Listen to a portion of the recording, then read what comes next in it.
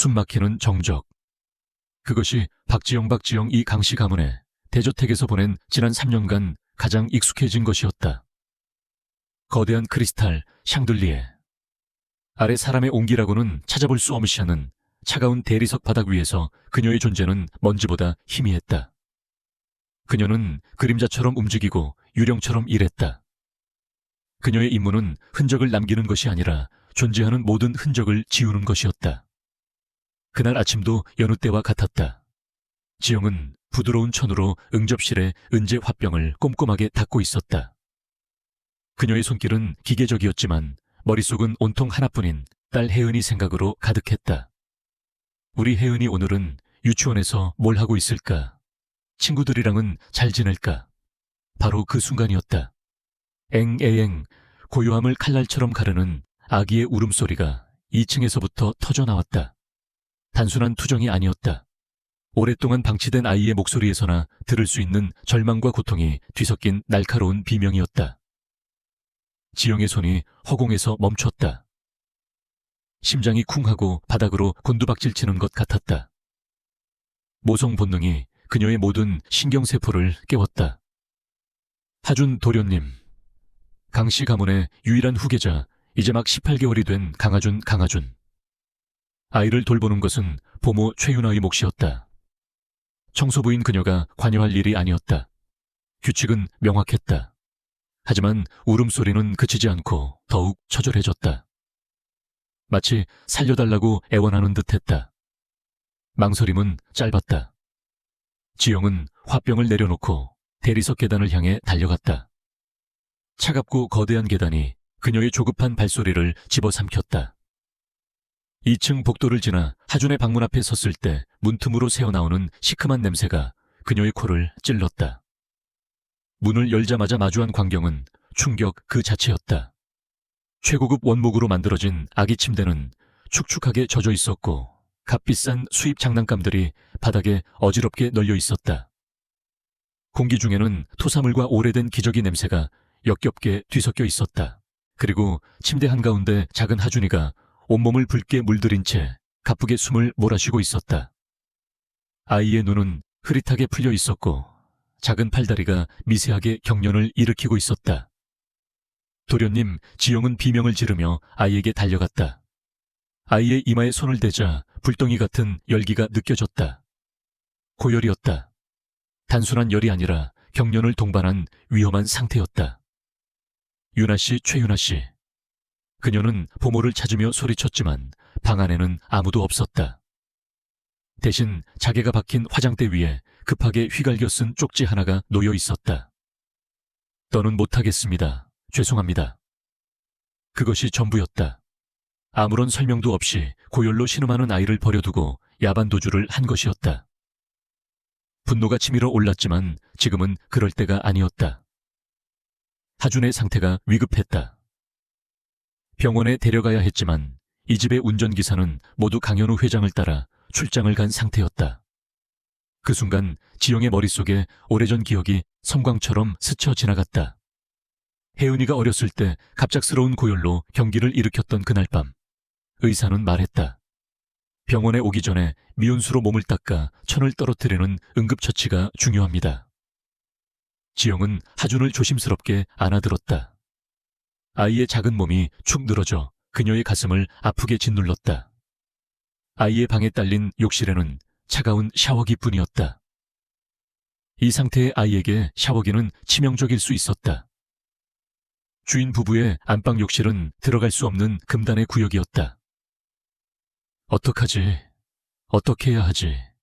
머릿속이 하얗게 타들어가는 것 같았다. 그때 그녀의 시선이 1층으로 향했다.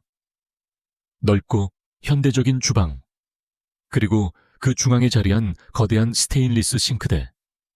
안 돼. 그건 미친 짓이야. 재벌가의 주방 싱크대는 값비싼 유기농 식자재와 최고급 식기를 위한 공간이었다. 감히 그곳에서 아이를 씻긴다는 건 상상조차 할 수 없는 일이었다. 해고는 물론이고 어떤 끔찍한 질책이 돌아올지 몰랐다. 하지만 하준의 가쁜 숨소리가 그녀의 이성을 마비시켰다. 아이의 생명과 자신의 직업, 선택은 명확했다. 지영은 하준을 품에 단단히 안고 계단을 뛰어 내려갔다. 그녀의 머릿속에서는 오직 하나의 생각뿐이었다. 살려야 한다. 주방은 성처럼 넓고 차가웠다. 지영은 주저없이 싱크대로 다가가 따뜻한 물을 틀었다. 자신의 팔꿈치로 수십 번 온도를 확인하며 아기에게 가장 적합한 미온수를 맞췄다. 혜은이를 키우며 몸에 밴 엄마의 지혜였다. 그녀는 조심스럽게 하준의 옷을 벗겼다. 옷을 벗자 드러난 아이의 작은 등에는 땀띠와 발진이 심하게 돋아 있었다. 지영의 눈시울이 붉어졌다. 아가, 괜찮아. 이모가 시원하게 해줄게. 조금만 참자. 그녀는 부드러운 목소리로 아이를 달래며 싱크대에 채워진 물에 아이의 몸을 담갔다. 따뜻한 물이 닿자 하준의 몸을 휘감던 경련이 조금씩 잦아들기 시작했다. 아이는 희미한 신음소리를 냈지만 더 이상 비명을 지르지는 않았다. 지영의 손길은 부드럽고 능숙했다. 그녀는 마치 세상에서 가장 소중한 보물을 다루듯 정성스럽게 아이의 몸을 닦아주었다. 그녀의 입에서는 자신도 모르게 오래된 자장가가 흘러나왔다. 자장자장, 우리 아가. 잘도 잔다, 우리 아가. 그것은 혜은이를 재울 때마다 불러주던 노래였다. 노래를 부르는 동안 하준의 긴장된 얼굴이 서서히 편안하게 풀리는 것이 보였다. 아이의 눈이 스르르 감겼다. 바로 그 순간이었다. 철컥. 현관문이 열리는 소리가 들렸다. 지영의 심장이 멎는 것 같았다. 이 시간에 돌아올 사람은 아무도 없었다. 강현우 회장은 내일 저녁에나 출장에서 돌아올 예정이었다. 구둣발 소리가 점점 가까워졌다. 또각또각또각. 차가운 대리석 바닥을 울리는 소리가 마치 사형 집행인의 발소리처럼 들렸다. 지영은 숨을 죽인 채 얼어붙었다. 그녀는 본능적으로 하준의 작은 몸을 끌어안아 가렸다. 주방 입구에 거대한 그림자가 드리워졌다. 완벽하게 다림질된 최고급 맞춤 정장. 날카로운 턱선과 그 위로 지친 기색이 역력한 남자 강현우 회장이었다. 그의 손에는 서류 가방이 들려 있었다. 그는 예상보다 하루 일찍 돌아온 것이었다. 그의 시선이 주방을 훑었다. 그리고 싱크대 안에서 반쯤 벗겨진 채 물에 젖어 있는 아들, 그리고 그 아들을 붙잡고 있는 청소부를 발견했다. 순간 그의 얼굴에서 모든 핏기가 가셨다. 피로에 젖었던 눈이 믿을 수 없다는 듯 커졌다가 이내 얼음장처럼 차가운 분노로 돌변했다. 방 안의 공기가 순식간에 얼어붙었다. 그는 서류 가방을 바닥에 떨어뜨렸다. 쿵 하는 소리가 지영의 심장을 꿰뚫는 것 같았다. 지금 내 아들에게 무슨 짓을 하는 거지? 낮고 위협적인 목소리가 주방 전체를 울렸다. 그는 성큼성큼 다가와 지영의 팔을 거칠게 움켜쥐었다. 강철 같은 그의 소나귀 힘에 지영은 비명을 질렀다. 회장님, 그게 아니라 내년이 감히 내 아들을 이딴 더러운 개수대에서. 그의 눈은 사르이로 번뜩이고 있었다. 아이를 학대하고 있는 현장을 잡았다고 확신한 남자의 눈이었다. 지영은 공포로 질린 얼굴로 그를 올려다보았다. 변명할 기회조차 주어지지 않을 것 같았다. 차가운 분노에 휩싸인 그의 눈동자 속에서 그녀는 자신의 모든 것이 끝났음을 직감했다. 강현우의 소나기는 강철 클램프 같았다. 박지영은 팔이 부서지는 듯한 고통에 짧은 비명을 질렀지만 그녀의 시선은 오직 아이에게 고정되어 있었다. 아, 아파. 그때였다. 아버지의 서슬 퍼런 목소리와 갑작스러운 소란에 놀란 강하준이 가냘픈 신음을 토해냈다. 절망적인 울음이 아닌 아픈 아이 특유의 힘없는 낑낑거림이었다. 그 소리는 얼음장 같던 강현우의 분노에 미세한 균열을 만들었다. 그는 반사적으로 아들에게 시선을 돌렸다. 축축한 수건에 쌓여 지영의 품에 안긴 아이의 얼굴은 비정상적으로 붉었고 숨소리는 위태롭게 쌕쌕거렸다. 현우는 자기도 모르게 지영의 팔을 놓았다. 그의 모든 관심은 아들에게로 쏠렸다. 그는 떨리는 손을 뻗어 하준의 이마에 얹었다. 불덩이. 그의 손바닥을 통해 전달되는 열기는 그의 남은 이성을 송두리째 태워버릴 만큼 뜨거웠다. 분노는 순식간에 차가운 공포로 변했다. 이 순간을 놓치지 않고 지영이 다급하게 입을 열었다. 목소리는 공포로 떨렸지만 단어 하나하나는 절박하고 또렷했다. 열이 너무 높습니다, 회장님. 경련을 하고 있었어요. 그래서 급하게 열을 내리려고. 현우는 대답하지 않았다. 그의 눈은 오직 아들의 상태를 살피는데 집중되어 있었다. 그는 지영에게서 하준을 빼앗듯 받아 안았다. 아이의 작은 몸이 불덩이처럼 뜨거웠고 축 늘어져 있었다. 수건 마른 수건 가져와 당장 현우가 으르렁거리듯 명령했다. 지영은 잠시 주춤했지만 곧바로 정신을 차리고 주방 찬장에서 가장 부드럽고 깨끗한 행주를 꺼내 달려왔다. 그녀의 움직임에는 한치의 망설임도 없었다. 현우가 서투르지만 필사적인 손길로 아이의 몸을 닦아주는 동안 주방 입구에서 과장된 목소리가 들려왔다. 세상에 회장님, 이게 다 무슨 소란이십니까? 방금 외출해서 돌아온 듯 양손에 장바구니를 든 김미숙 여사가 경악한 표정으로 서 있었다. 그녀는 상황을 보자마자 장바구니를 바닥에 내팽개치고 달려왔다. 그러나 그녀의 첫 번째 행동은 아이의 안위를 살피는 것이 아니었다. 박지영 씨, 지금 이게 무슨 짓이야? 감히 도련님을 저 더러운 개수대에.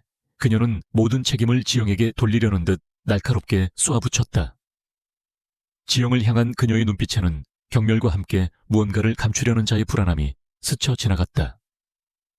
하지만 현우는 그녀의 연극에 어울려줄 시간이 없었다. 그는 김 여사를 쳐다보지도 않은 채 얼음처럼 차가운 목소리로 물었다. 최유나 어디에 있습니까? 그 질문에 김 여사의 얼굴이 순간 굳어졌다. 내 유나 씨는 그게 보모는 어디 있냐고 물었습니다. 현우의 고함에 김 여사는 움찔 몸을 떨었다. 바로 그때 현우는 무언가 결심한 듯 하준을 안고 몸을 돌렸다. 그는 2층을 향해 성큼성큼 걸어갔다. 지용과 김 여사가 겁에 질린 채 그 뒤를 따랐다. 하준의 방은 지영이 아침에 봤던 것과 똑같은 재앙과도 같은 상태였다. 역한 냄새가 코를 찔렀고 방치된 흔적이 곳곳에 널려 있었다. 현우의 얼굴은 분노를 넘어 참담함으로 일그러졌다. 그의 시선이 화장대 위에 놓인 쪽지에 꽂혔다. 그는 한 손으로 하준을 받쳐 안고 다른 손으로 쪽지를 집어들었다. 짧은 문장을 읽어내리는 그의 눈썹이 칼날처럼 휘어졌다. 이게 전부입니까?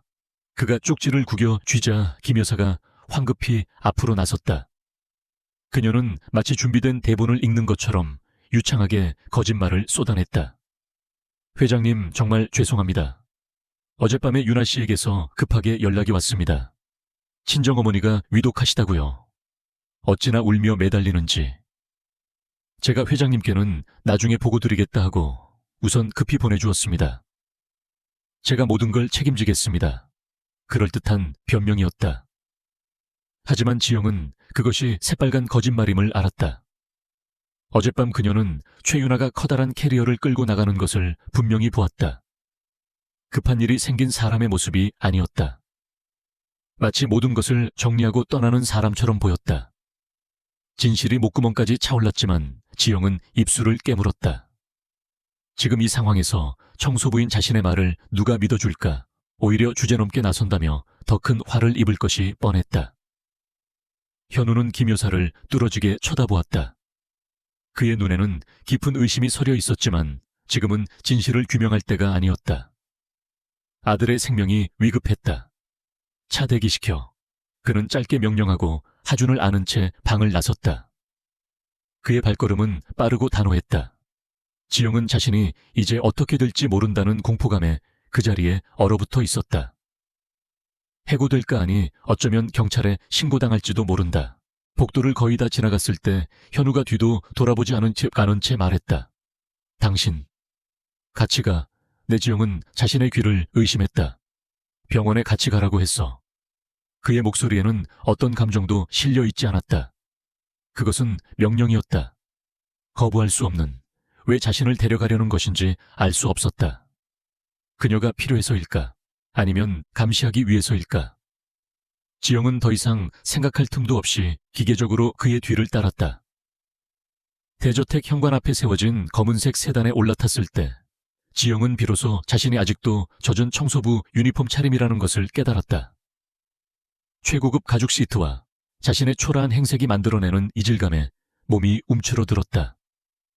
차는 미끄러지듯 출발했다. 옆자리에 앉은 현우는 한 손으로 운전대를 잡고 다른 한 손으로는 뒷좌석에 눕힌 아들의 이마를 계속해서 쓸어주고 있었다. 그의 옆 얼굴은 단단한 돌처럼 굳어 있었다. 지영은 숨막히는 침묵 속에서 조용히 창밖을 바라보았다.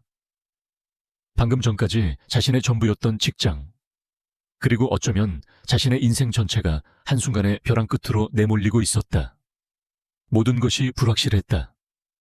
단 한 가지 확실한 것은 방금 전 주방에서 벌어졌던 그 10분이 그녀의 삶을 영원히 바꿔놓았다는 사실뿐이었다. 강남 세브란스 병원 VVIP 병실의 공기는 소독약 냄새와 값비싼 가죽 소파 냄새, 그리고 무거운 침묵으로 가득 차 있었다. 박지영은 방 한 구석에 못 박힌 듯 서서 자신의 존재를 최대한 지우려 애썼다. 그녀의 젖은 유니폼 소매에서 떨어지는 물방울이 대리석 바닥에 작은 원을 그렸다 사라지는 소리만이 유일한 소음이었다. 1시간 전 응급실은 전쟁터였다. 강현우 회장의 아들이라는 사실이 알려지자 병원장이 직접 달려나왔고 최고의 의료진이 하준에게 매달렸다. 각종 검사가 진행되는 동안 현우는 초조하게 복도를 서성였고 지영은 그저 멀찍이 서 그 모습을 지켜볼 뿐이었다. 마침내 의사가 나왔다. 중년의 소아과 과장은 안경을 고쳤으며 심각한 표정으로 말했다. 고열성 경련이었습니다. 조금만 더 늦었으면 뇌에 손상이 올 수도 있는 위험한 상황이었습니다. 현우의 얼굴이 하얗게 질렸다. 다행히 병원에 오시기 전 응급처치를 아주 잘 해주셨더군요. 의사는 말을 이었다. 미온수로 천을 급하게 떨어뜨린 조치 덕분에 최악의 상황은 피했습니다. 아이를 구한 거나 마찬가지입니다. 누가 하신 겁니까? 현우의 시선이 복도 끝에 서 있는 지영에게로 향했다. 그는 아무 말도 하지 않았지만 그 눈빛에는 복잡한 감정이 소용돌이치고 있었다. 분노와 의심이 거친 자리에 당혹감과 아주 희미한 무언가 다른 감정이 싹트고 있었다. 의사는 하준의 상태에 대해 추가로 설명했다. 단순한 열감기가 아닙니다. 탈수 증세가 심하고 피부 발진과 영양 상태를 보아하니 최소 12시간 이상, 어쩌면 그보다 더 오랫동안 아이가 제대로 돌봄을 받지 못한 것 같습니다. 의사의 마지막 말은 현우의 가슴에 비수처럼 꽂혔다. 자신의 집에서 자신의 아들이 굶주리고 방치되어 죽음의 문턱까지 갔다는 사실. 그 충격은 어떤 사업 실패의 고통보다 컸다. VVIP 병실로 옮겨진 하준은 링거를 맞으며 곤히 잠들어 있었다. 열은 내렸지만 아직도 얼굴에는 붉은 기운이 남아있었다. 현우는 침대 옆 의자에 앉아 미동도 없이 아들의 얼굴만 내려다보고 있었다. 그의 어깨는 거대한 산처럼 보였지만 지금은 금방이라도 무너져 내릴 듯 위태로워 보였다. 지영은 자신이 이곳에 왜 있는지, 이제 무엇을 해야 할지 알 수 없었다. 돌아가도 될까요? 라고 물어볼 용기도 나지 않았다. 얼마나 시간이 흘렀을까? 현우가 처음으로 입을 열었다. 어떻게 알았습니까? 그의 목소리는 잠겨 있었다. 내 아이가 위험하다는 걸 어떻게 알았냐고 물었습니다. 그리고 그 응급처치는 어디서 배운 겁니까? 지영은 잠시 망설였다. 자신의 과거를, 가장 아픈 상처를 낯선 고용주 앞에서 꺼내 보여야 하는 순간이었다. 그녀는 마른 입술을 죽이며 조용히 대답했다. 제 딸이 어렸을 때 자주 아팠습니다. 열이 많아서 경기를 일으킨 적도 몇 번 있었고요. 현우의 눈썹이 미세하게 움직였다. 그는 청소부에게 딸이 있다는 사실조차 모르고 있었다. 그때 의사 선생님이 알려주셨습니다. 아이 엄마라면 누구나 알아야 하는 거라고. 지영의 목소리가 끝으로 갈수록 가늘게 떨렸다. 아이 엄마라면. 그 당연한 말이 지금 그녀에게는 날카로운 칼날이 되어 심장을 찔렀다. 그녀는 더 이상 혜은이의 곁을 지키는 엄마가 아니었다. 법적으로 그녀는 자격 없는 엄마였다. 갑자기 찾아온 슬픔에 눈물이 핑 돌았다. 그녀는 황급히 고개를 숙여 눈물을 감췄다. 현우는 그런 그녀의 모습을 말없이 지켜보았다. 그는 지영이라는 사람에 대해 아는 것이 아무것도 없었다. 이름과 나이, 그리고 청소부라는 직업. 그게 전부였다. 하지만 오늘 그는 그녀의 다른 모습을 보았다. 위험에 처한 아이 앞에서 망설임 없이 몸을 던지는 한 엄마의 모습을. 그때 현우의 휴대폰이 진동했다. 발신자는 김 여사였다. 그는 잠시 망설이다 전화를 받았다. 회장님, 도련님은 괜찮으십니까? 제가 지금 병원으로. 김미숙의 가식적인 걱정이 수화기 너머로 흘러나왔다. 오실 필요 없습니다. 현우는 차갑게 그녀의 말을 잘랐다. 그보다 최윤아 씨 어머니, 정말로 위독하신 거 맞습니까? 병원이 어딥니까, 내아? 그게... 김미숙의 목소리가 당황으로 흔들렸다. 그 짧은 망설임만으로도 현우는 모든 것을 짐작할 수 있었다. 제가 사람을 보낼 테니 병원 주소와 연락처 정확히 문자로 보내세요. 그는 일방적으로 전화를 끊고 휴대폰을 소파 위로 던졌다. 그의 얼굴에 다시 싸늘한 분노가 어렸다.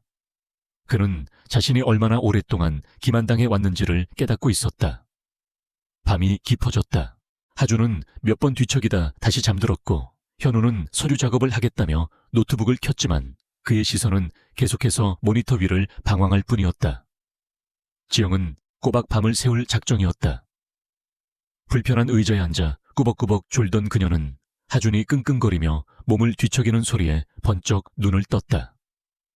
아이가 무의식 중에 이불을 걷어차고 있었다. 그녀는 반사적으로 일어나 아이에게 다가갔다. 그리고 너무나도 익숙한 손길로 이불을 다시 덮어주고 땀으로 축축한 아이의 등을 부드럽게 토닥여 주었다. 괜찮아. 아가, 괜찮아. 그녀는 자신도 모르게 나지막이 속삭였다. 그 순간 잠든 줄 알았던 하준이 그녀의 손가락을 꼭 잡았다. 엄마의 온기를 찾는 아기 새처럼 작은 손이 필사적으로 파고들었다. 지영의 심장이 쿵 하고 내려앉았다. 혜은이가 늘 이렇게 그녀의 손을 잡고 잠들었었다. 잊고 있던 감각이 생생하게 되살아나자 억눌렀던 눈물이 결국 터져 나왔다. 그녀는 소리 없이 어깨를 들썩이며 울었다. 노트북 화면의 불빛 뒤에서 강현우는 이 모든 광경을 지켜보고 있었다. 그는 숨을 죽였다. 아이를 향한 그녀의 몸짓, 그녀의 눈물. 그 어떤 것도 계산된 행동이 아니었다. 그것은 가슴 가장 깊은 곳에서부터 우러나오는 진정한 모성이었다. 아내를 잃은 후 그는 자신의 아들 곁에서 이런 온기를 본 적이 없었다. 그는 조용히 노트북을 덮었다. 그리고 그의 머릿속에서 아주 대담하고 어쩌면 무모한 결정 하나가 서서히 모양을 갖추기 시작했다. 다음 날 아침 병실 창문으로 스며든 햇살은 밤사이의 혼돈이 마치 꿈이었던 것처럼 평화로웠다.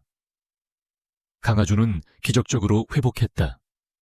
퉁퉁 부었던 얼굴은 가라앉았고 맑아진 눈으로 낯선 천장을 두리번거리고 있었다. 박지영은 밤새 뜬 눈으로 아이 곁을 지켰다. 그녀의 존재를 느꼈는지 하주는 칭얼거리지 않고 얌전히 누워 있었다. 강현우는 이른 아침부터 비서와 통화를 하며 무언가 지시를 내리고 있었다. 그의 목소리는 낮고 단호했다. 퇴원 수속이 끝나고 다시 대저택으로 향하는 차 안의 공기는 어제와는 사뭇 달랐다. 현우는 더 이상 지영을 투명인간 취급하지 않았다. 그는 백미러를 통해 뒷좌석에서 하준을 살뜰히 돌보는 지영의 모습을 여러 번 힐끔거렸다. 대저택에 도착하자 김미숙 여사가 현관 앞에서 고개를 숙인 채 그들을 기다리고 있었다. 그녀의 얼굴은 하얗게 질려 있었다. 밤사이 현우가 보낸 사람이 모든 진실을 알아냈을 터였다. 최윤아의 어머니는 위독하기는커녕 건강하게 시장에서 장사를 하고 있었다. 드릴 말씀이 김 여사가 변명을 늘어놓으려 입을 열었지만 현우는 손을 들어 막았다. 내 사무실에서 봅시다. 그의 목소리에는 일말의 온기도 없었다. 그는 지영에게 시선을 돌리며 말했다. 박지영 씨 하준이 방으로 데려가서 좀 쉬게 해주세요. 그것은 명령이었지만 어제와는 다른 종류의 무게가 실려 있었다. 그것은 신뢰라는 무게였다. 지영은 하준을 안고 2층으로 올라갔다. 어제와 같은 방이었지만 모든 것이 달라져 있었다. 역한 냄새는 사라지고 상쾌한 공기가 감돌았고 어지럽던 장난감들은 깔끔하게 정리되어 있었다. 새로운 기저귀와 아기용품들이 가지런히 채워져 있었다. 밤사이 다른 직원들이 와서 완벽하게 청소를 해놓은 모양이었다. 지영이 하준을 침대에 눕히자 아이는 낯선 손길을 거부하듯 그녀의 옷깃을 꼭 붙잡았다. 괜찮아, 도련님. 이제 아무 일 없을 거예요. 그녀가 부드럽게 속삭이자 아이는 조금 안심한 듯 손에 힘을 풀었다. 얼마 후 현우가 방으로 들어왔다. 그의 얼굴은 감정을 읽을 수 없을 만큼 딱딱하게 굳어 있었다. 지영은 심장이 철렁 내려앉았다. 올 것이 왔다고 생각했다. 박지영 씨, 네 회장님. 김미숙 여사는 해고했습니다. 최윤아 씨는 업무 태만과 아동방치 혐의로 정식으로 경찰에 고발 조치할 겁니다. 그의 말은 간결했지만 그 안에 담긴 단호함은 서늘했다. 지영은 자신도 곧 해고 통보를 받으리라 예상하며 마른 침을 삼켰다. 규칙을 어기고 주방 싱크대에서 아이를 씻긴 죄. 그러나 현우의 입에서 나온 말은 그녀의 예상을 완전히 빗나갔다. 하준이의 보모가 되어 주시겠습니까? 내 지영은 자신의 귀를 의심했다. 방금 뭐라고 한 거지? 정식으로 하준이의 전담 보모가 되어 달라는 말입니다. 현우는 지영의 흔들리는 눈동자를 똑바로 마주하며 말을 이었다. 급여는 지금 받는 것의 3배를 드리겠습니다. 그리고 이 저택에 당신이 머물 개인 방도 따로 마련해 드리죠. 출퇴근할 필요 없이 하준이 곁에만 있어주면 됩니다. 그것은 파격적인 제안이었다. 청소부에서 재벌가의 전담보모로 하루아침에 신분이 바뀌는 것이었다. 지영의 머릿속이 하얘졌다. 이것은 단순히 좋은 직장을 얻는 것 이상의 의미였다. 이것은 어쩌면 혜은이를 되찾을 수 있는 기회일지도 모른다. 안정된 직업, 높은 소득, 번듯한 거주지. 법원이 양육권 재심사에서 가장 중요하게 보는 조건들이었다. 왜 저를? 지영은 떨리는 목소리로 물었다. 자신은 전문 교육을 받은 보모가 아니었다. 어젯밤 병원에서 박지영 씨가 하준이를 돌보는 모습을 봤습니다. 현우는 잠시 말을 멈췄다. 그건 기술이나 자격증으로 할 수 있는 게 아니더군요. 진심이었습니다. 지금 내 아들에게 필요한 건 값비싼 교사가 아니라 진심을 가진 한 사람입니다. 그의 말에 지영의 눈시울이 뜨거워졌다. 진심. 그녀의 삶 전체를 관통하는 단어였지만 세상은 한 번도 그녀의 진심을 알아주지 않았었다. 하겠습니다. 지영은 자신도 모르게 대답했다. 열심히 하겠습니다, 회장님. 그것은 그녀의 인생을 건 약속이었다. 그날 오후부터 지영의 새로운 삶이 시작되었다. 그녀는 직원 숙소 구역에 있는 작지만 아늑한 개인방을 배정받았다. 짐이라고 해봐야 낡은 옷 몇 가지가 든 가방 하나가 전부였지만 그녀는 처음으로 자신만의 공간을 갖게 된 것에 감격했다. 하지만 새로운 자리는 새로운 적을 만드는 법이었다. 김미숙이 사라진 자리는 다른 연차 높은 가정부들이 나눠 가졌고 그들은 하루아침에 자신들의 머리 꼭대기로 올라온 청소부 출신 보모를 노골적으로 무시하고 따돌렸다. 어머, 박 보모님. 도련님 이유식은 영양사한테 직접 받아가셔야죠. 저희는 바빠서요. 식사 시간표는 꼭 지켜주세요. 회장님 퇴근 규칙이 엄격하답니다. 모르셨어요. 그들의 말에는 가시가 돋쳐 있었다. 지영은 묵묵히 그들의 텃세를 견뎌냈다. 지금 그녀에게 중요한 것은 사람들과의 기싸움이 아니었다. 그녀는 김미숙이 남기고 간분 단위로 쪼개진 비인간적인 스케줄표를 서랍 깊숙이 던져버렸다. 대신 그녀는 하준의 리듬에 모든 것을 맞추기 시작했다. 아이가 원할 때 먹이고 자고 싶어 할 때 재웠다. 학습 시간 대신 그녀는 아이를 안고 정원을 산책하며 꽃의 이름을 알려주었고 햇살의 따스함을 느끼게 해주었다. 처음 며칠간 하준은 여전히 불안해하며 낯을 가렸다. 하지만 지영의 한결같은 따뜻함과 인내심의 아이는 서서히 마음의 문을 열기 시작했다. 그리고 일주일이 지난 어느 날 오후였다. 지영은 거실 카펫 위에서 하준과 함께 블록 쌓기 놀이를 하고 있었다. 그녀가 우스꽝스러운 표정을 지으며 블록을 쌓자 하준이 갑자기 까르르 소리를 내며 웃음을 터뜨렸다. 태어나 처음 듣는 것처럼 맑고 청가한 웃음소리였다. 지영의 심장이 벅찬 감동으로 가득 차는 순간이었다. 바로 그때 현관문이 열리며 날카로운 구두 소리가 들려왔다. 현우는 어디 있느냐? 얼음장처럼 차갑고 위험 있는 여성의 목소리였다. 지영이 고개를 돌렸을 때 그곳에는 값비싼 비단 한복을 완벽하게 차려입은 한 노부인이 서 있었다. 그녀의 머리는 은회색으로 빛났고 날카로운 눈매는 모든 것을 꿰뚫어 볼 듯했다. 강현우의 어머니이자 이 가문의 실질적인 여왕 이선희 회장이었다. 그녀의 시선이 바닥에 앉아 아이와 놀아주고 있는 지영에게로 향했다. 그녀의 눈썹이 경멸하듯 꿈틀거렸다. 네가 그 청소부냐? 이선희 회장은 마치 더러운 벌레를 보는 듯한 눈빛으로 지영을 훑어내렸다. 그녀는 새 보모라는 말을 듣고 찾아온 것이었다. 하지만 그녀의 눈앞에 있는 것은 감히 자신의 금쪽 같은 손자와 눈을 맞추고 있는 미천한 청소부일 뿐이었다. 차가운 저기가 방 안의 모든 온기를 얼려버렸다. 지영은 아이의 웃음소리가 차에 가시기도 전에 거대한 빙벽과 마주한 기분이었다. 이선희 회장의 등장은 대저택의 공기를 순식간에 겨울로 되돌려 놓았다. 그녀의 존재감은 보이지 않는 압력이 되어 박지영의 어깨를 짓눌렀다. 다른 고용인들은 하던 일을 멈추고 90도로 허리를 숙였고 저택 전체가 얼어붙은 듯 고요해졌다. 일어서지 않고 무엇 하느냐? 명령이었다. 지영은 황급히 자리에서 일어섰지만 갑작스러운 상황에 놀란 강하준이 그녀의 옷자락을 놓지 않고 매달렸다. 아이는 본능적으로 이선희가 뿜어내는 차가운 기운을 감지한 듯 했다.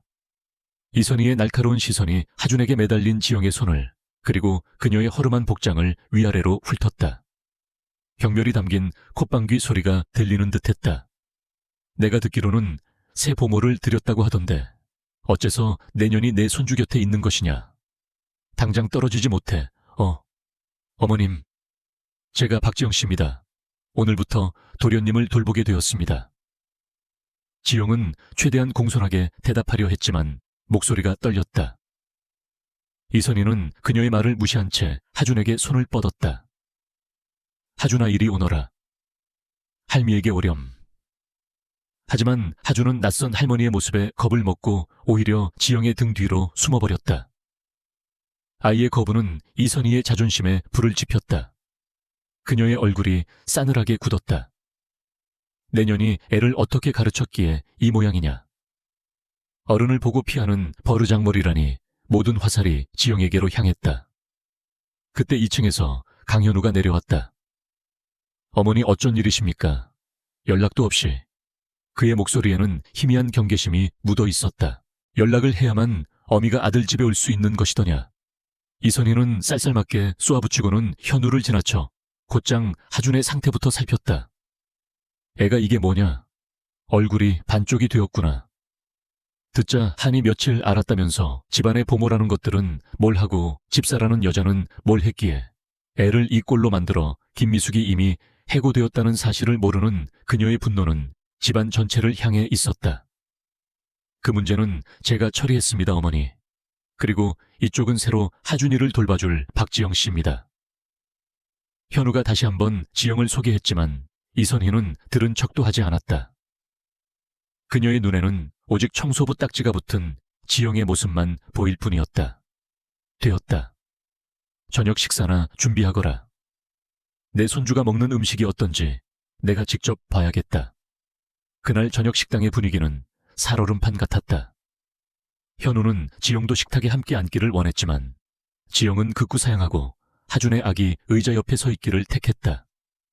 이선희의 눈초리 아래서 음식을 넘기는 것은 고문이나 다름없을 터였다. 이선희는 지영이 손수 만든 쇠고기, 야채죽을 의심스러운 눈초리로 쳐다보았다. 이런 멀건 죽 따위를 내 손주에게 먹이겠다는 개냐 영양사가 짜준 식단은 어디에 팔아먹고. 도련님이 이제 막 회복하셔서 소화가 잘 되는 음식으로 준비했습니다. 지영이 조심스럽게 설명했다. 그녀는 하준에게 죽을 한 숟가락 떠서 입가로 가져갔다. 아, 해보세요 도련님. 하준은 맛있게 죽을 받아 먹었다. 지영은 안도의 한숨을 내쉬며 두 번째 숟가락을 뜨려 했다. 바로 그 순간이었다. 짝 날카로운 소리와 함께 지영의 손등 위로 뜨거운 충격이 가해졌다. 이선희가 젓가락으로 그녀의 손등을 내리친 것이었다. 숟가락이 바닥에 떨어지며 쨍그랑 소리를 냈고 죽 그릇이 위태롭게 흔들렸다. 어머니 현우가 놀라 소리쳤다. 이선희는 아랑곳하지 않고 지영을 쏘아보며 독을 뿜었다. 어디서 배운 버르장머리냐. 감히 내 손주에게 음식을 먹이면서 내년 입에서 아 소리가 나와. 천한 것들은 행동거지 하나하나가 이 모양이지. 그녀의 목소리는 얼음 채찍처럼 지영의 가슴을 후려쳤다. 하지만 그것은 시작에 불과했다. 내년 같은 밑바닥 출신이 주는 음식을 먹고 내 손주가 뭘 배우겠느냐. 내 더러운 손으로 만든 음식 치우지 못해. 쾅. 이선희는 분노를 이기지 못하고 손을 뻗어 죽 그릇을 테이블 위에서 그대로 밀어버렸다. 뜨거운 죽이 담긴 그릇은 포물선을 그리며 날아가 정확히 지영의 가슴팍과 팔 위로 쏟아졌다. 악지영은 뜨거움을 이기지 못하고 비명을 질렀다. 하얀 유니폼 위로 누런 죽이 흉측한 얼룩을 남겼고 살같이 타는 듯한 고통이 온몸으로 퍼져나갔다. 하준은 갑작스러운 사태에 놀라 소스라치게 울음을 터뜨렸다. 식당 안의 모든 것이 정지했다. 고용인들은 겁에 질려 숨을 죽였고 하준의 울음소리만이 날카롭게 공간을 갈랐다. 지영은 고통보다 수치심에 얼굴이 화끈거렸다. 모두가 보는 앞에서 그녀는 인간 이하의 취급을 당했다. 그때였다. 그만하십시오. 어머니 자리에서 벌떡 일어선 현우의 목소리가 천둥처럼 울려 퍼졌다. 그는 지영의 앞을 가로막고 서서 평생 처음으로 어머니의 눈을 정면으로 마주했다. 그의 눈에는 슬픔과 분노가 뒤섞여 이글거리고 있었다. 지금 어머니께서 모욕한 사람은 제 아들의 목숨을 구한 은인입니다. 이선희는 아들의 반항에 충격을 받은 듯 잠시 말을 잃었다.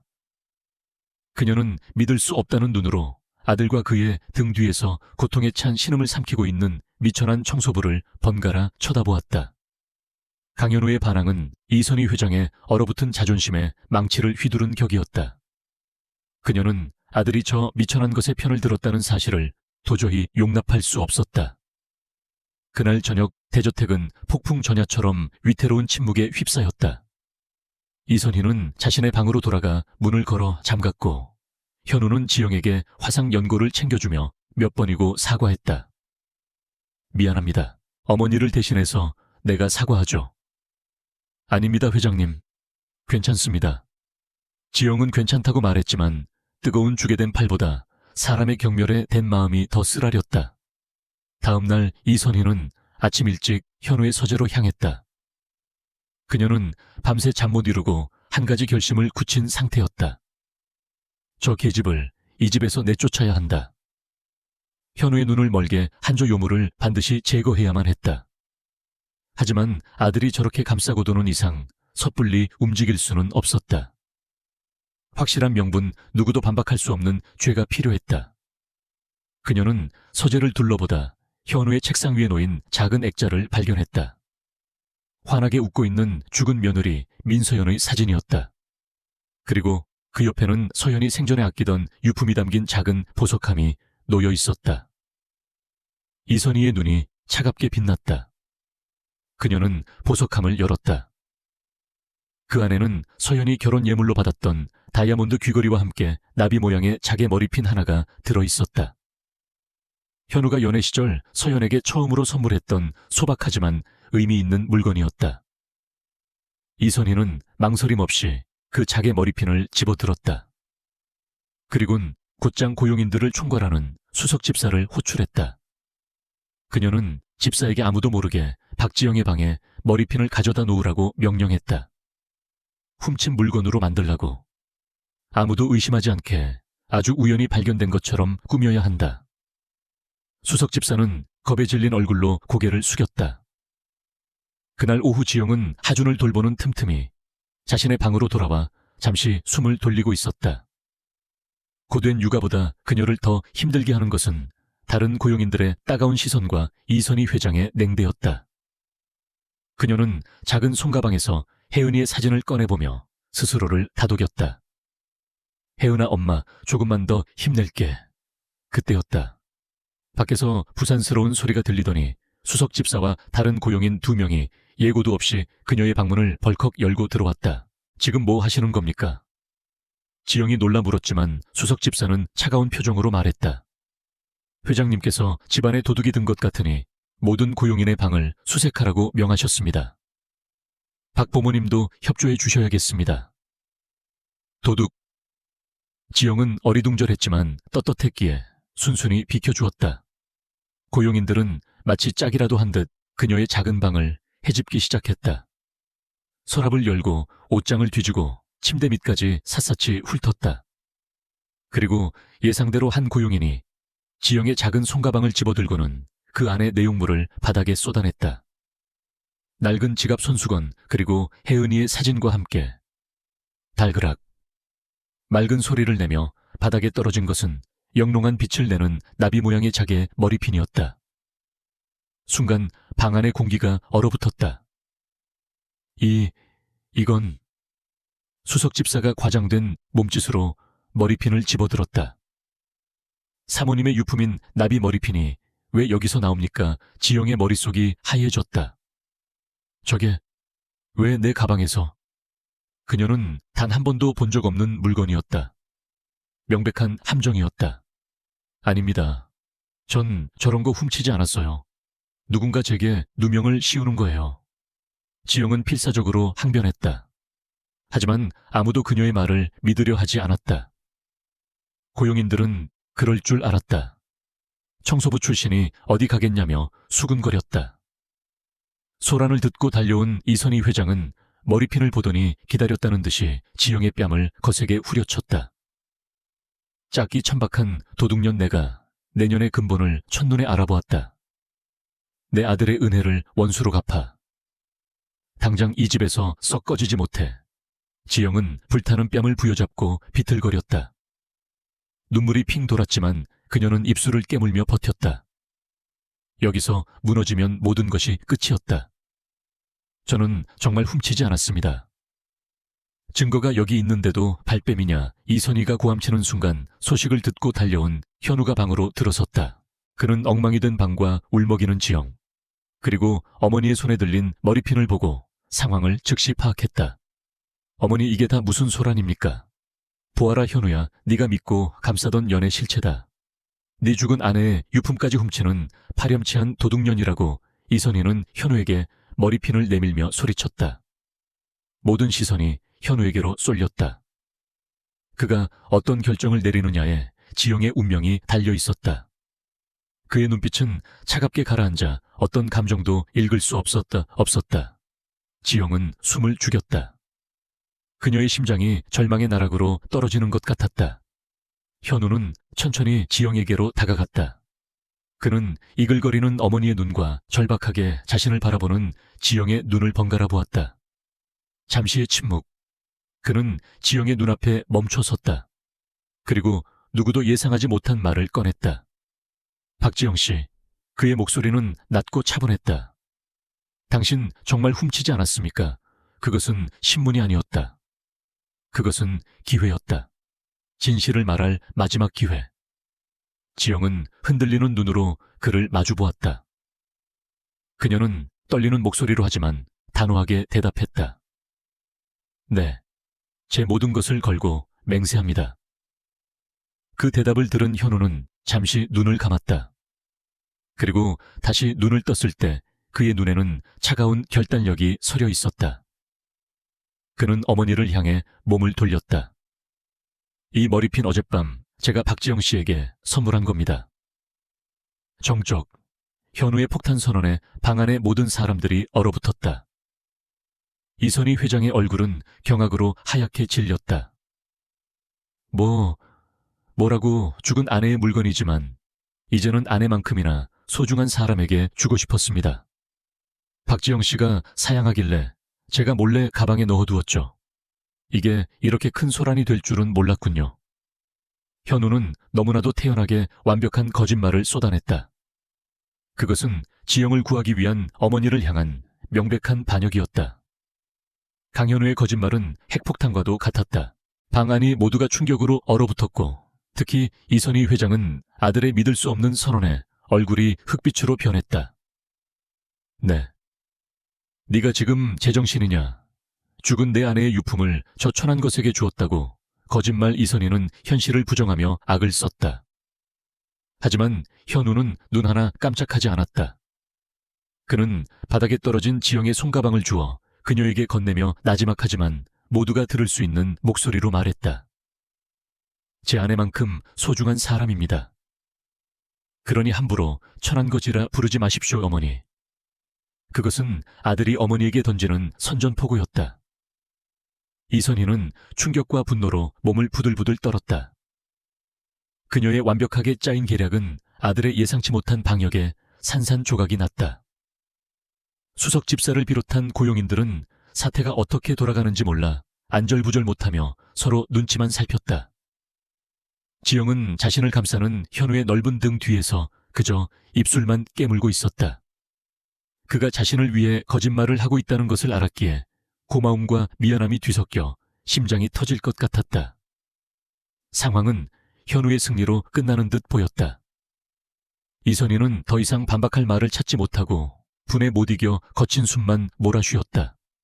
바로 그때였다. 회장님 말씀이 사실이라면 어째서 박보모는 아까 처음 보는 물건이라고 말한 거죠. 침묵을 깬 것은 이선희의 옆에 서 있던 수석 집사였다. 그는 이대로 물러설 수 없다는 듯 날카로운 질문을 던졌다. 선물을 받고도 처음 본다고 말하는 사람이 어디 있습니까?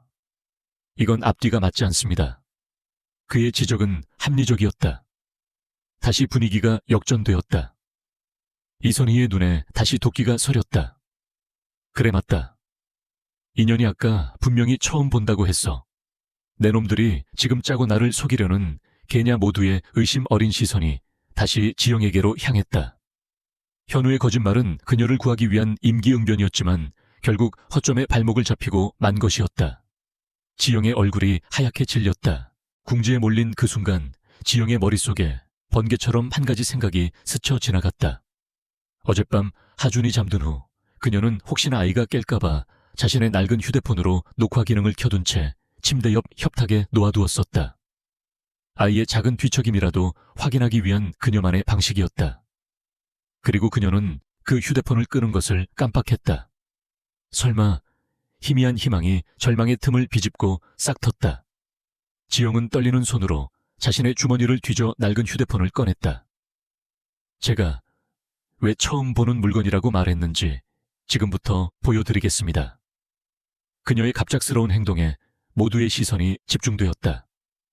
현우조차 의아한 눈으로 그녀를 바라보았다. 지영은 휴대폰 화면을 몇 번 누르더니 어젯밤부터 새벽까지 녹화된 동영상 파일을 재생했다. 화면에는 어두운 방 안아기 침대에서 곤히 잠든 하준의 모습이 보였다. 모두가 저게 무엇인가 하고 의아해하는 순간 영상 속에서 삐걱 소리와 함께 방문이 조용히 열렸다. 어둠 속에 나타난 인물은 수석 집사였다. 수석 집사의 얼굴이 사색이 되었다. 영상 속의 그는 살금살금 방으로 들어와 잠든 하준을 한번 쳐다보고는 곧장 지영의 외출용 송화방으로 다가갔다. 그리고 주머니에서 무언가를 꺼내 가방 안에 조심스럽게 집어넣었다. 바로 그 나비 머리핀이었다. 저건 누군가 비명을 질렀다. 모든 것이 명백해졌다. 함정의 전말이 한치의 오차도 없이 영상 속에 고스란히 담겨 있었다. 수석 집사는 그 자리에 얼어붙어 귀신이라도 본 사람처럼 휴대폰 화면만 쳐다보고 있었다. 어떻게 된 겁니까? 현우의 목소리는 용암처럼 뜨거운 분노를 머금고 있었다. 그는 수석 집사에게 다가가 멱살을 움켜쥐었다. 누가 시켰지 말해. 누가 이런 짓을 시켰냐고. 수석 집사는 공포에 질려 아무 말도 못하고 고개만 저었다. 그의 시선이 자신도 모르게 이선희 회장에게로 향했다. 그것은 무언의 자백이었다. 현우는 천천히 고개를 돌려 어머니를 바라보았다. 그의 눈에는 더 이상 슬픔이나 존경이 남아있지 않았다. 오직 차가운 경멸과 실망감만이 가득했다. 어머니께서 하셨습니까? 이선희는 아들의 눈빛에 뒷걸음질 쳤다. 그녀의 입술이 파르르 떨렸다.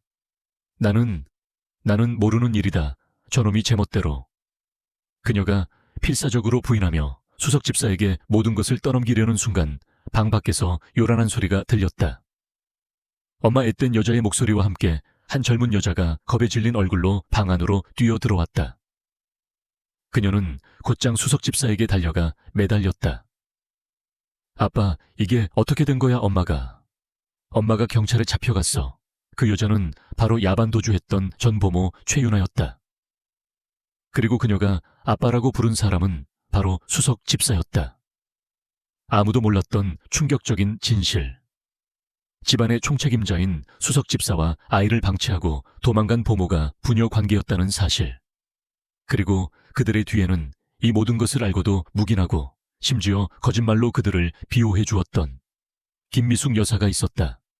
그들은 모두 한 가족이었던 것이다. 모든 조각들이 맞춰지는 순간이었다. 김미숙이 왜 그토록 최윤아를 감쌌는지, 수석 집사가 왜 이선희의 명령에 따라 이런 위험한 함정을 팠는지, 모든 것이 한 줄로 꿰어졌다. 현우는 허탈한 웃음을 터뜨렸다. 그는 자신이 얼마나 거대한 기만과 거짓의 성 안에서 살아왔는지를 깨달았다. 그는 자신의 어머니를 그리고 자신을 둘러싼 모든 사람들을 차갑게 바라보았다. 가면이 벗겨졌다. 화려한 대저택의 추악한 민낯이 한 청소부의 낡은 휴대폰 영상 앞에서 낱낱이 드러나는 순간이었다. 수석 집사와 최윤아의 관계가 드러난 순간 대저택의 시간은 멈췄다. 충격적인 진실 앞에 모두가 할 말을 잃었다. 수석 집사는 딸의 울부짖음과 강현우의 싸늘한 시선 앞에서 모든 것을 체념한 듯 고개를 떨구었다. 이선희 회장은 마지막 발악처럼 소리쳤다. 나는 몰랐다. 저들이 나를 속인 게야. 하지만 아무도 그녀의 말을 믿지 않았다. 아들을 향한 비뚤어진 집착이 어떤 결과를 낳았는지 그녀의 창백한 얼굴이 증명하고 있었다. 현우는 더 이상 아무 말도 하지 않았다. 그는 비서에게 전화를 걸어 경찰을 불렀다. 수석 집사와 최윤아는 주거 무단 침입과 무고 혐의로 그 자리에서 연행되었다. 그들이 끌려나가며 남긴 절규와 원망의 소리는 대저택의 긴 복도를 따라 메아리치다 사라졌다. 폭풍이 휩쓸고 간 후 남은 것은 폐허와 같은 침묵뿐이었다. 고용인들은 조용히 흩어졌고 이선희는 아들의 차가운 시선을 견디지 못하고 도망치듯 자신의 방으로 들어가 버렸다. 현우는 지친 몸을 이끌고 서재로 향했다. 박지영은 엉망이 된 자신의 방에 잠시 서 있다가 그의 뒤를 조용히 따랐다. 그녀는 그에게 할 말이 있었다. 서재의 문은 닫혀 있지 않았다. 현우는 창가에 서서 텅 빈 정원을 내려다보고 있었다. 그의 넓은 등이 그 어느 때보다 외로워 보였다. 회장님, 지영이 조심스럽게 부르자 그가 천천히 돌아섰다. 그의 얼굴에는 분노 대신 깊은 피로와 슬픔이 어려 있었다. 오늘 감사했습니다. 지영은 진심을 담아 고개를 숙였다. 저를 믿어주시고 지켜주셔서 정말 감사합니다. 현우는 희미하게 고개를 저었다. 아니요, 내가 사과해야 할 일입니다. 내 가족이, 내가 신뢰했던 사람들이 당신에게 씻을 수 없는 상처를 주었소. 그는 책상으로 걸어가 작은 보석함을 열었다. 그리고 그 안에서 사건의 발단이 되었던 나비 머리핀을 꺼내 들었다. 이 머리핀에 얽힌 이야기가 있어. 그는 잠시 과거를 회상하는 듯 눈을 감았다. 아내가, 서연이가 우울증을 앓았어. 산후 우울증이었지. 하준이를 낳고 나서 아이를 보면 기뻐하는 대신 두려워했어. 그것은 누구에게도 꺼낸 적 없는 현우의 가장 깊은 상처였다. 아이가 우는 소리를 견디지 못했고 자신을 나쁜 엄마라고 자책했지. 김 여사와 집사놈은 서연이의 그런 상태를 교묘하게 이용했어. 가문의 체면을 위해서 서연이가 아픈 사실을 철저히 숨겨야 한다고 나를 설득했지. 그리고 그들은 서연이를 하준이에게서 격리시켰어. 그게 서연이를 위한 길이라고. 그의 목소리가 비통함에 잠겼다. 나는 바보같이 그 말을 믿었어. 일에 미쳐서 아픈 아내를 제대로 돌보지 못했지. 결국 서연이는 스스로를 고립시키다 병을 키웠고 그렇게 내 곁을 떠났어. 김 여사 가족은 그 모든 비밀을 무기 삼아 지난 2년간 이 집을 자신들의 왕국으로 만들었던 거고, 이제야 모든 것이 이해되었다. 현우가 왜 그토록 아들과 서먹했는지, 왜 이 집에 온기가 없었는지. 그와 하준 부자는 서로 다른 방식으로 같은 상실의 아픔 속에서 고립되어 있었던 것이다. 오늘 당신이 아니었다면 나는 영원히 그들의 거짓 속에 갇혀 살았을 거요. 현우는 지영에게 다가와 머리핀을 그녀의 손에 쥐어주었다. 그러니 이건 내 사과의 마음이자 감사의 표시로 받아주시오. 죽은 아내도 자신 때문에 상처받은 아들을 구해준 당신에게 이 핀이 가는 것을 원할 거요. 지영은 차마 받을 수 없어 손을 내저었지만 현우는 그녀의 손을 부드럽게 감쌌다. 그의 손은 따뜻했다. 그날 밤 지영은 잠든 하준의 방으로 갔다. 아이는 평화로운 얼굴로 새근새근 잠들어 있었다. 낮의 소동은 아이의 기억에 없는 듯했다. 지영이 아이의 이불을 고쳐 덮어주고 방을 나서려는데 문 앞에서 현우와 마주쳤다. 그는 서툰 손길로 작은 우유병을 들고 있었다. 하준이가 가끔 새벽에 깨서 우유를 찾을 때가 있다고 들어서. 그는 쑥스러운 듯 말했다. 아들과의 관계를 회복하려는 그의 작은 첫걸음이었다. 제가 할까요? 지영이 묻자 현우는 고개를 저었다. 아니요. 이제부터는 내가 직접 하고 싶소. 그는 침대 옆에 조용히 앉아 잠든 아들의 얼굴을 한참 동안 내려다보았다. 그의 입에서 아주 낮은 콧노래가 흘러나왔다. 그것은 서툴고 음정도 맞지 않았지만 세상에서 가장 애틋한 자장가였다. 아내 서연이 살아있을 때 좋아했던 노래였다. 지영은 조용히 방문을 닫고 나왔다. 폭풍이 지나간 자리에 모든 것이 무너져 내린 것 같았다. 하지만 어쩌면 모든 것을 새로 시작할 수 있는 기회일지도 몰랐다. 상처 입은 아버지와 아들, 그리고 그들 곁을 지키는 한 여자. 세 사람의 더디지만 진실한 치유가 바로 그 밤부터 시작되고 있었다. 복도를 걷는 지영의 발걸음 위로 서재에서 흘러나오는 현우의 서툰 자장가가 희미하게 맴돌았다. 김미숙 일가가 떠나간 대저택은 고요했다. 하지만 이전의 숨막히는 정적이 아닌 평화로운 고요함이었다. 강현우는 대대적인 내부 감사를 통해 그들이 저질렀던 비리들을 모두 밝혀냈고 남은 고용인들에게는 합당한 대우와 명확한 업무 지시를 내렸다. 집안의 분위기는 눈에 띄게 밝아졌다. 가장 큰 변화는 현우 자신에게 찾아왔다. 그는 가능한 한 이른 시간에 퇴근했고 저녁 식사는 반드시 하준과 함께했다. 서툴지만 직접 아이를 목욕시키고 잠자리에서 동화책을 읽어주는 것이 그의 새로운 일과가 되었다. 박지영은 그 부자 후지의 모습을 한 걸음 뒤에서 지켜보며 조용히 그들의 울타리가 되어주었다. 그녀는 현우가 도움이 필요할 때 조언을 건넸고 하준이 아빠에게 어리광을 부릴 수 있도록 자연스럽게 자리를 비켜주었다. 그녀의 존재는 공기처럼 부드럽게 두 사람 사이를 채웠다. 가을이 깊어진 어느 주말 아침이었다. 현우는 거실에서 블록놀이를 하는 하준과 지영에게 다가와 조금은 쑥스러운 표정으로 제안했다. 오늘 날씨가 좋은데. 그는 잠시 말을 고르다 결심한 듯 말했다. 소풍 갈까요? 셋이서. 지영의 눈이 동그래졌다. 셋이서라는 말이 그녀의 가슴을 작게 울렸다. 하준은 소풍이라는 단어를 알아듣고 손뼉을 치며 좋아했다. 와, 소풍 그렇게 갑작스럽게 세 사람의 첫 번째 소풍이 결정되었다. 지영은 신이 나서 도시락을 준비했다. 하준이 좋아하는 작은 주먹밥과 계란말이, 그리고 현우가 좋아할 만한 샌드위치를 만들었다. 그녀가 주방에서 분주하게 움직이는 동안 현우는 하준에게 외출복을 입히며 쩔쩔매고 있었다. 그 모습이 어설펐지만 두 사람의 얼굴에는 행복한 웃음이 가득했다. 가까운 서울숲 공원에 도착하자 하주는 망가지처럼 잔디밭 위를 뛰어다녔다. 현우는 그런 아들의 모습을 카메라에 담느라 여념이 없었다. 그는 예전처럼 값비싼 카메라가 아닌 휴대폰 카메라를 사용했다. 완벽한 구도의 사진이 아니라 살아있는 순간을 담고 싶었기 때문이었다. 회장님, 이리 와서 앉으세요. 시켰어요. 지영이 돗자리 위에서 손짓하자 현우는 하준의 손을 잡고 다가왔다.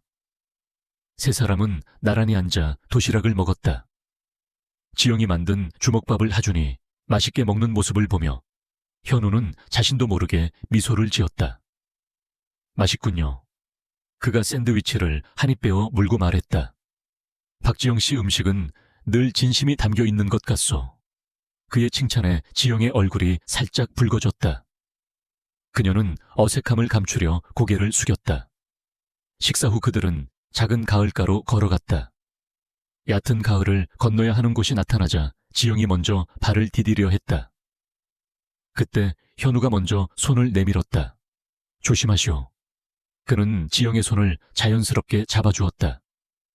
그의 크고 따뜻한 손이 그녀의 손을 감싸는 순간 지영의 심장이 쿵 하고 내려앉았다. 그녀는 놀라 고개를 들었고 아주 가까운 거리에서 그의 눈과 마주쳤다. 그의 깊은 눈동자 속에는 이전에 본 적 없는 부드러움이 담겨 있었다. 어색한 정적이 흘렀다. 두 사람은 마치 시간이 멈춘 것처럼 서로를 바라보았다. 멀리서 하준이 나비를 쫓아다니는 소리만이 희미하게 들려왔다. 현우는 무언가 말하려는 듯 입술을 열었지만 이내 아무 말도 하지 않고 그녀의 손을 놓아주었다. 그 짧은 순간의 교감은 두 사람의 관계에 미묘한 파문을 일으켰다.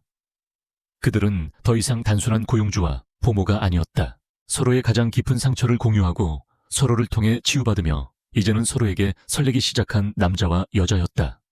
한편 같은 시각 강제전자 본사 부사장실. 강현우의 사촌동생이자 그룹의 2인자 자리를 호시탐탐 노리는 강태진 이사가 어두운 표정으로 서류 뭉치를 넘기고 있었다. 그의 앞에는 사설 흥신소 직원이 고개를 조아리고 있었다. 이게 전부인가? 태진의 목소리는 차가웠다. 네, 부사장님. 박지영이라는 여자의 과거 행적입니다. 구룡마을 출신의 미혼모. 그리고 이게 가장 중요한 부분입니다. 흥신소 직원이 서류의 한 부분을 손가락으로 가리켰다.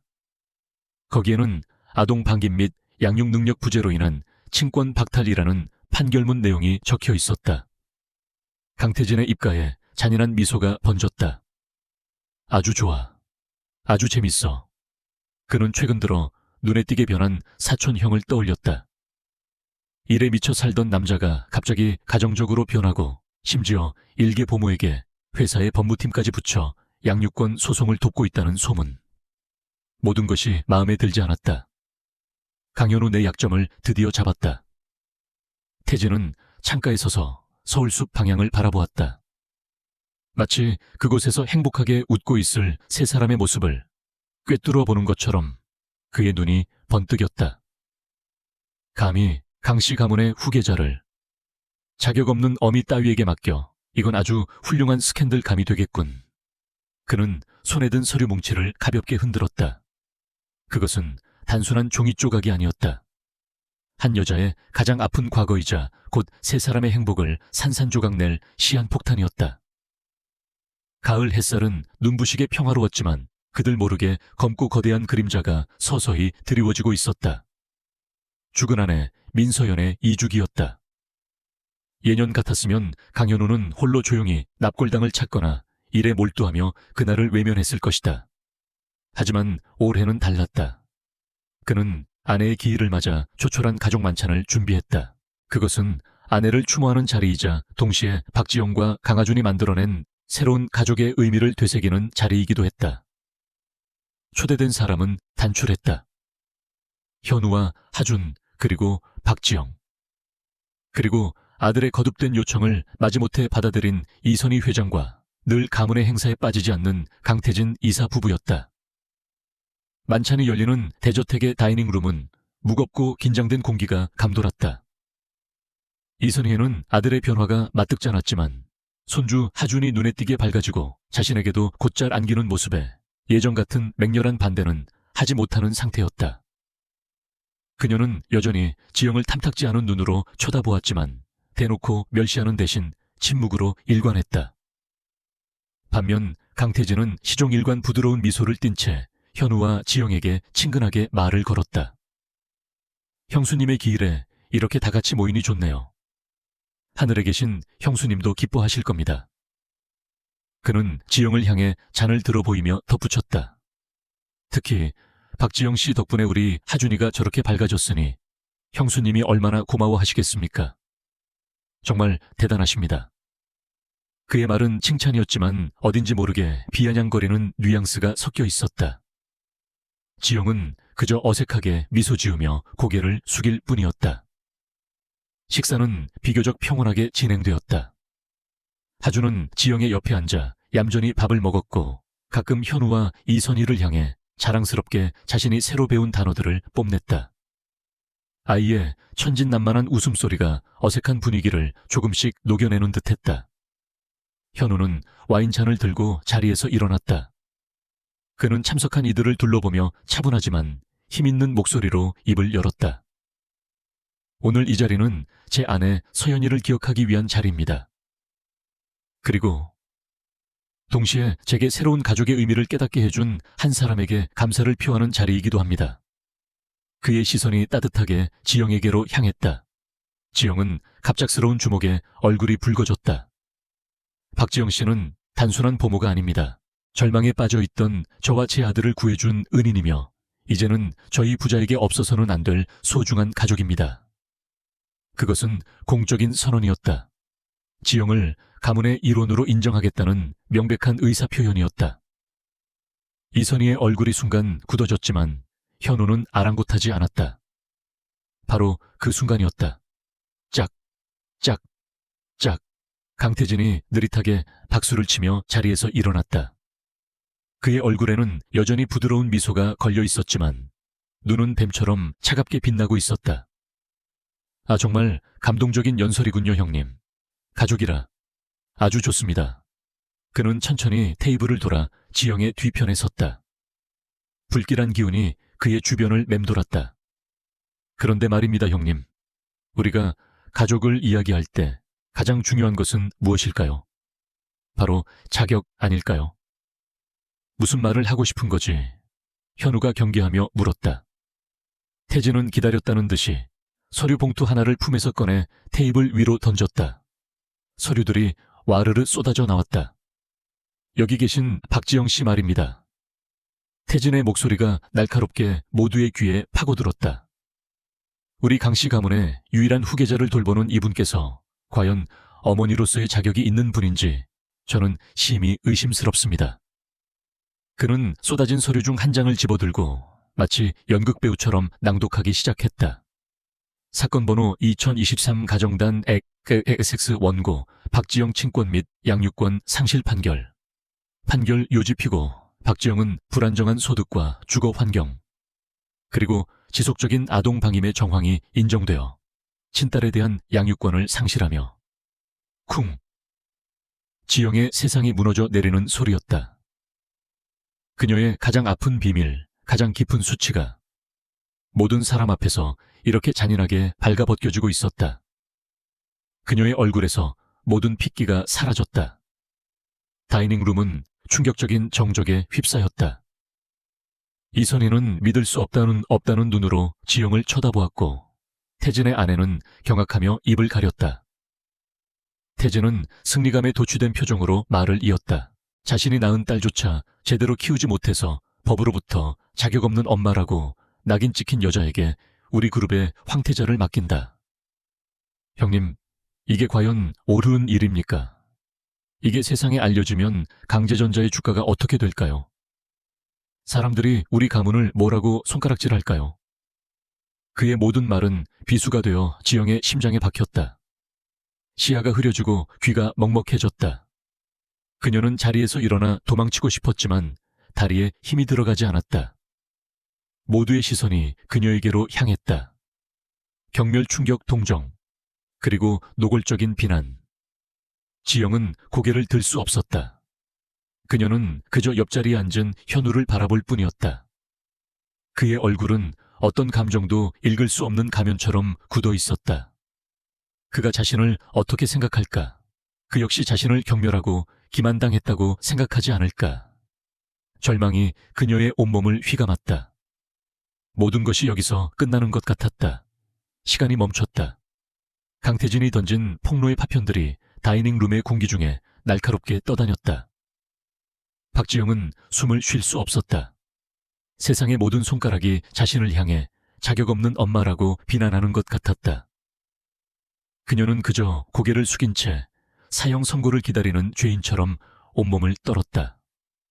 강태진은 만족스러운 미소를 지으며 강현우를 바라보았다.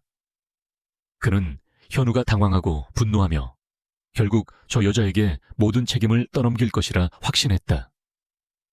그것이 재벌가의 생리였고 리스크 관리의 기본이었다.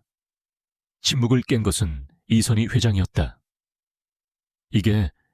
이게 사실이냐? 그녀는 믿을 수 없다는 듯 지영을 향해 물었다. 그녀의 목소리에는 경악과 함께 역시 내 예상이 맞았다는 식의 희미한 승리감마저 섞여 있었다.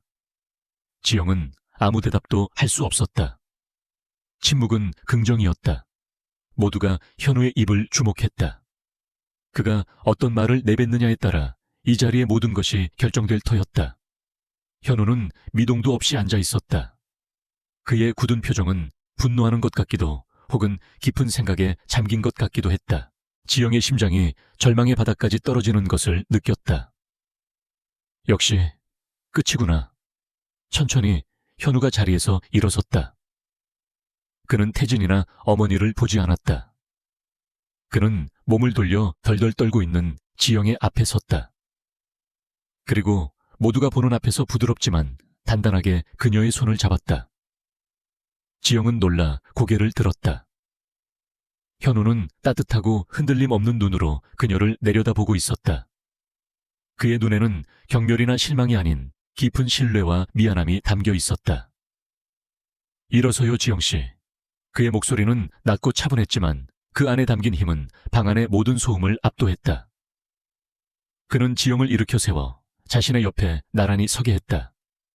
그리고 태진을 향해, 아니 그 자리에 있는 모두를 향해 선언했다. 네, 모두 사실입니다.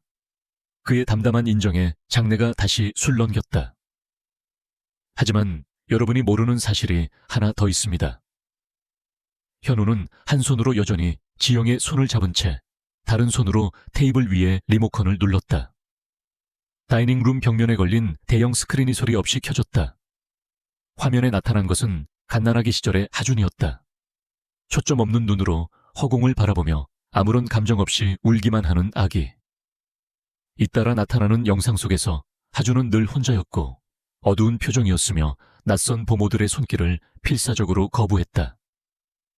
이것이 박지영 씨가 오기 전 제 아들의 모습입니다. 저는 아버지라는 이름이 부끄러울 만큼 아들의 고통을 외면하고 있었습니다.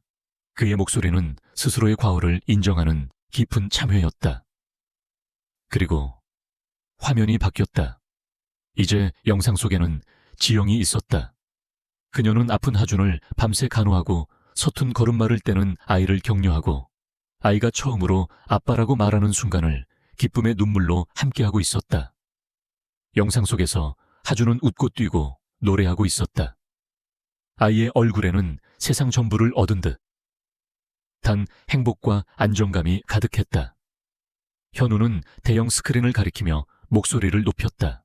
여러분, 눈에는 저 모습이 자격 없는 엄마의 모습으로 보입니까? 아무도 대답하지 못했다. 영상은 그 어떤 웅변보다 강력한 증거였다. 법이 박탈한 것은 친권이라는 종이 한 장일 뿐 저 사람의 허니시이의 모성이 아닙니다. 오히려 나는 법의 이름으로 한 엄마에게서 아이를 뺏어간 세상의 잔인함을 묻고 싶소. 그는 태진을 향해 불타는 눈으로 돌아섰다. 태진아, 네가 말하는 자격이 대체 뭐지? 좋은 가문에서 태어나 비싼 옷을 입고 법의 허점을 이용해 남의 약점을 캐내는 게 자격인가? 그는 지영의 손을 더욱 굳게 잡았다.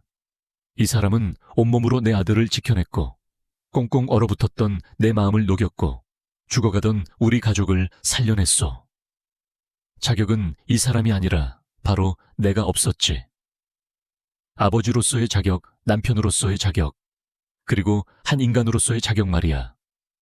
그의 절규에 가까운 고백에 지영의 눈에서 뜨거운 눈물이 흘러내렸다.